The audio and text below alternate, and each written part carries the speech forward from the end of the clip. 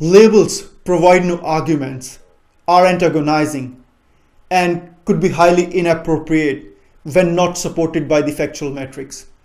Consider the example of people who think white people are being denied an opportunity to preserve their culture and heritage.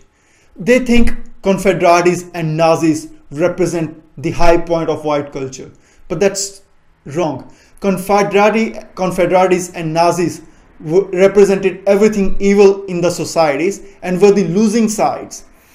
The source of white pride are people like Abraham Lincoln and the white people that fought under him to defeat the Confederates and create a better America that became one of the great nations of the world. Or people who fought under Churchill and Truman to defeat the Nazis and create a better world. They are the source of white pride. And they are the people whose statues should be installed. Their stories should be cherished. If you look at the wrong end of the history from wrong perspective, you will only lose your way. Whoever has told you that Confederate or Nazis represent the high point, they have lied to you. Now you see, this one argument answers a lot of apprehensions of the people who are looking at the history from the wrong side. But consider all the labels that have been tossed around. They don't provide any argument, but rather would antagonize people further. Labels are also all about glitter.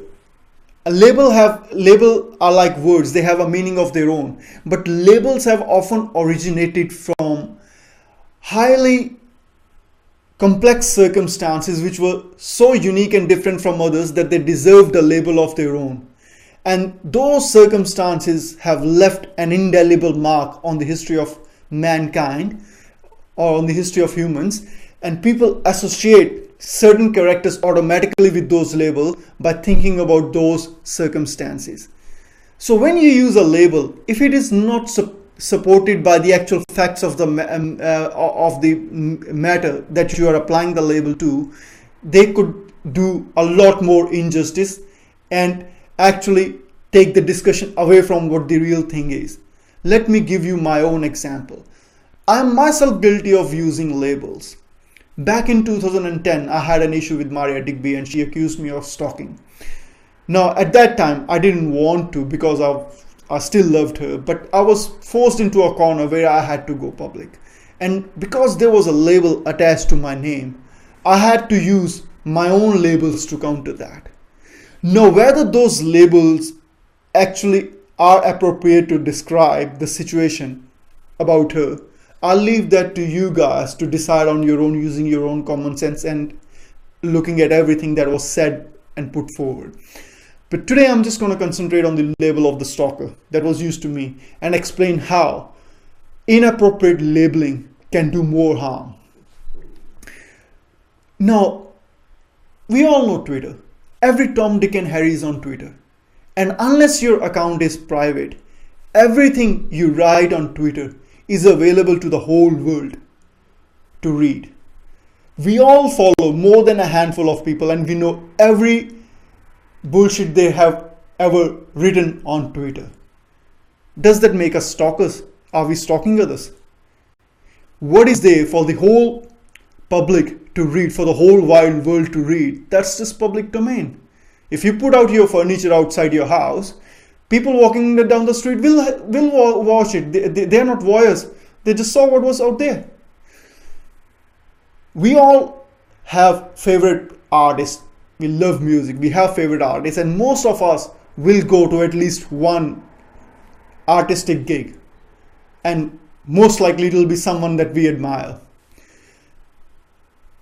Her fans would have seen more than 3 or 4 shows, some of her fans, while I only went to her one show.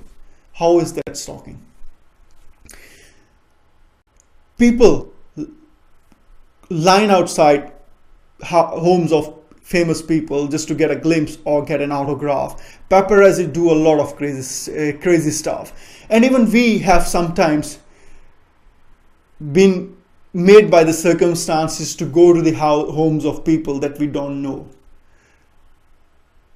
I walked to her house in broad daylight, properly dressed, having made a proper phone call, and knocked at the door with a proper intention to call. How is that stalking?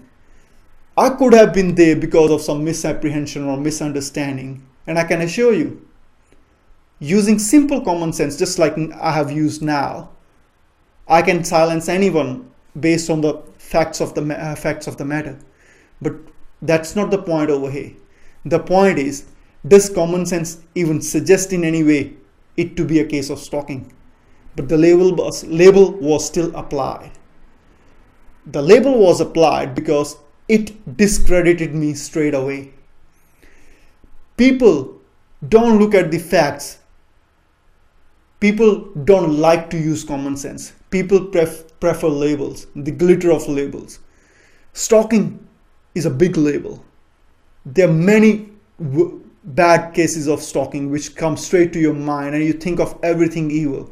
And when you label someone with that word, you don't care about the facts. In fact, facts start to appear to be fitting that description rather than actually people applying their common sense and looking at the facts and seeing, does this label even fit to these facts? But that's another story. The problem is that label, if it is not supported by the facts of the matrix, if it is not supported by common sense, it does injustice. How does it does injustice? Leave everything aside. A few weeks back, someone from the Law Society of South Australia called me up and they said that, sorry, we can't find a law firm which will allow you to do a 6-week placement because they don't like what is there on your website. Now wait a minute. A law firm run by lawyers who are officers of the court, do they have a problem with me exercising my right to fight for justice? Or do they have a problem with me exercising my democratic right to have my political opinions and sharing it with people? What is the problem? How am I supposed to complete my GDLP? Now, of course, I'm not going to go into these details now. I'm going to deal with the matter the way it should be dealt in due course. I'm definitely going to do that. But what I'm trying to say over here is that a label can do more injustice than actually explain the situation. Labels have a very limited use.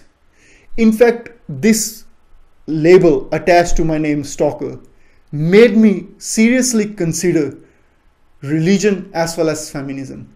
And thanks to that one decision of applying that label to my name, I have written and said so much work that I have literally put religion and feminism both in their coffins for good.